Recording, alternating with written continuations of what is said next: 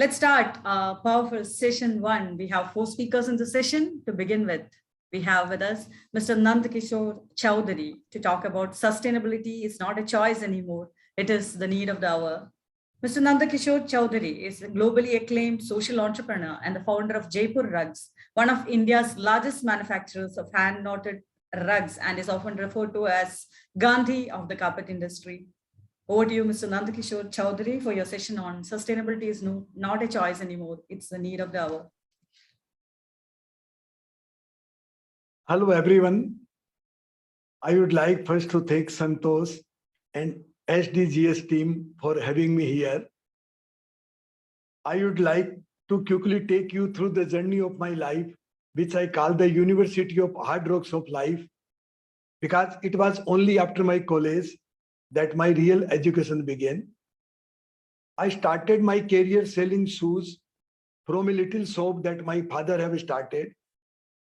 I realized that there was very little room to grow, and I was offered a full-time job in a nationalized bank. I declined the offer as I wanted to do something of my own where I could enjoy what I do.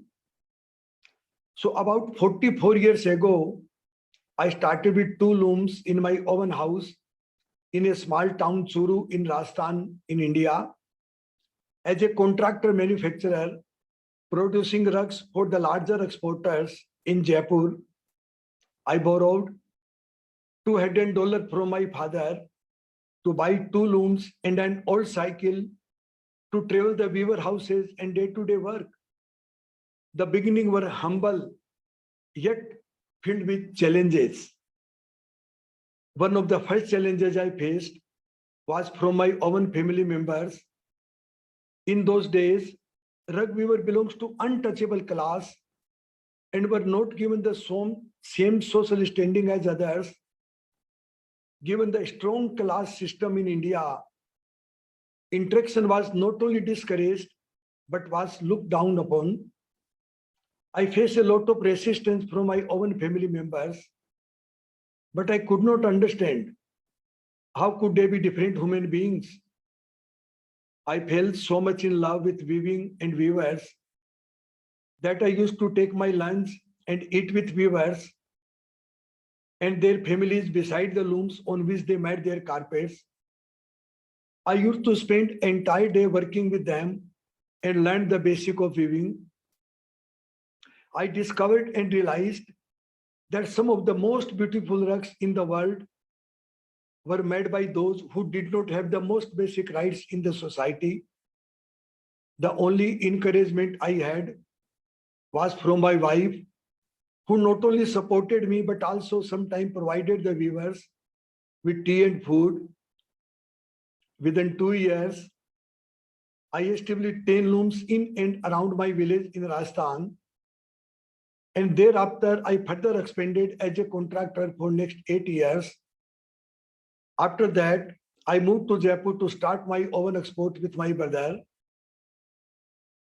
In 1990, I moved to Gujarat in a tribal area where I stayed for 8 years. In this period, I had the opportunity to train and develop a network of 15,000 tribal men and women in the art of rug weaving. Initially, I faced challenges working with the tribal who were not welcoming of outsiders, but I knew that love, empathy, and respect could make the relationship much easier. Just in a matter of 3-4 years, they started to respect me as their guide. My interest of living in villages and being close to the nature made it easy for me to connect with the tribal people and grow this business. During that time, I was blessed with 3 daughters, then 2 sons. In my society at that time, even now, girls get less priority than the boys. My British friend Ailia Cooper suggested that girls are often more efficient and more receptive. So my wife and I treated all our children equally, sent the girls to study in America, even though our family tradition strongly disapprove of sending a girl abroad alone, I encourage all my children to take a deep interest in the American lifestyle so that when they finish their studies, they would have a better understanding of the customer needs. I told them that I considered myself as a weaver, and thus they were daughter of a weaver, and that weaving has become the biggest enjoyment in my life, and they should never forget this. One thing I learned, what to appreciate the wisdom that people at grassroots generally have. Women manage home, food, children, and budget, and still take time to weave the carpets. They are probably some of the best managers in the world. In 1999, I separated from my brother and started Jaipur from zero. I also established a company in USA to move closer to the customer. Initially, I had little knowledge of business and finance. As I spend my time with the weavers in villages, as a result, I have to face a lot of problems and failures. And it was one of the most challenging moments of my life, where I had to learn the things which I did not learn in last 20 years of my life. In 2004, we set up Jaipur Foundation to bring change in the life of our artisan by nurturing the human connection at the grassroots. We do this by creating program on skill development, leadership development, and social development. This in turn brought mindset change, empowering our artisan to develop the understanding of the customer needs. In early 2008, late Professor C.K. Palad, #1 global management guru at that time, called me and asked me if I knew who he was. I replied, "Who does not know you?" But I was extremely surprised that why he has called me. He said that he wanted to do a case study on our business model. And then I said that what we do is very simple. And what if you write it, no one read it? Even my neighbors does not know me. But he explained me that our global supply chain was very unique by connecting the world poorest of the poorest with the richest of the richest, by enhancing capability at the grassroots. I believe that innovation will be a key for Jaipur to grow further. I saw our artisan as human, but my daughter Kavita went a step ahead and saw an artist in them. In 2014, she began an initiative to include our weavers in the product development and design processes to unleash the creativity of the talented artisan we work with, and termed it Man Chaha project. Man Chaha in Hindi means freedom to design, so that the artists put in their heart and soul. Today, Man Chaha project has won over 9 global awards.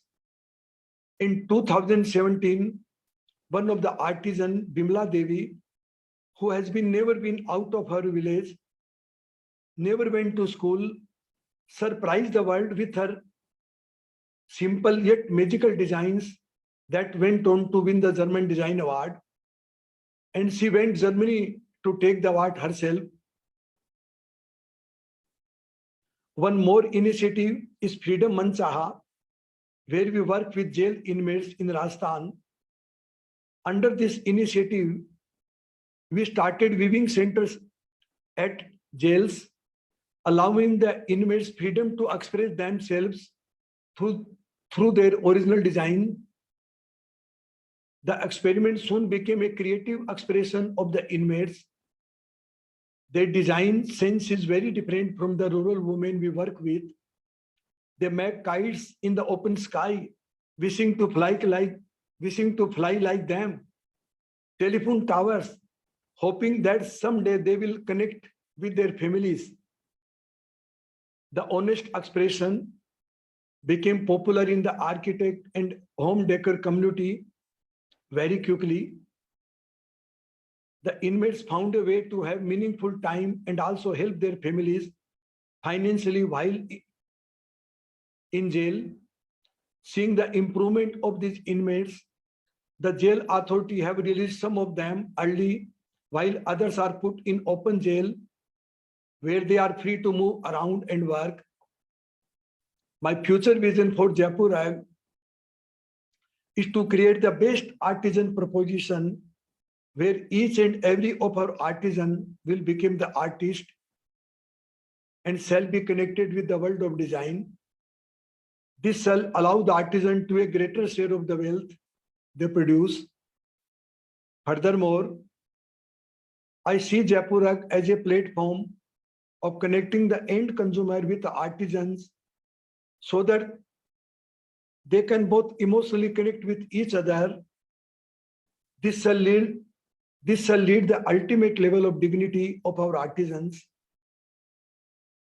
In 2019, Raj Sisodia, founding member of Conscious Capitalism movement, in his book, The Healing Organization, explained how a business can heal the society and heal the customer together. In his book, he published a case study on Jaipur on the power of innocence. I believe innocence would be the future of the management sciences. Innocent people have the power to see and understand things others can't. And this will transform the world around the world. This will transform the business around the world. I often say that we don't sell carpet. We sell family blessings. We sell experiences. We sell stories. And if you want to buy our carpet, that is totally free. When our customer buy the carpets, he gets the blessing of our artisans, and our artisans receive back the healing which comes from the customer happiness and warmth. This completes the circle. We call it totality. I would like to end by sharing a small experience I had when I was in college. I had a very strict college professor of business administration. He came to my classroom and called out my roll number and asked me to stand. I got scared as to why he was asking me, as I was a very disciplined student, and I started to think what wrong I might have done. Then he took out a test copy and showed to everyone in the class saying, "Look at the answer this boy has written." The question was, what is the definition of business? And what I replied was, business is next to love. Business is next to love. It is the creator and preserver of civilization. The professor then said, this boy will become a different businessman one day. Thank you. Thank you so much, Mr. Chaudhary, for that very inspiring session. I think you are a living example of how we can build businesses and also our personal lives around sustainable development goals. The way you have raised your daughters, the story of Imla Devi going to collect the award in Germany is giving me goosebumps. How you are maintaining the true essence of artisans. Everything is so inspiring to the new generation business people. And as you said, we all should have the attitude that we are selling the blessings of our people. You have blessed us with your presence today. Thank you so much for joining us. Thank you.